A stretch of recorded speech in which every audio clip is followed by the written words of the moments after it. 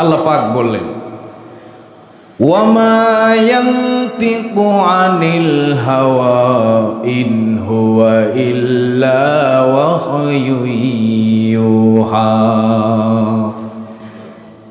মুহাম্মদ সাল্লাল্লাহু আলাইহি সাল্লাম সে নিজের থেকে কোনো কথা বলে না, তার নিজের থেকে বানিয়ে কোনো কথা বলে না।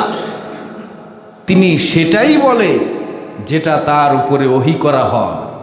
আল্লাহ রাব্বুল আলামিন বলেন, যেটা আমি বলি নাই, কোরআনের নামে যদি এমন কথা নিজের থেকে বানিয়ে বলতো, লা আখাযনা মিনহু বিল ইয়ামিন সুম্মা লাকাতানা মিনহুল ওয়াতিন।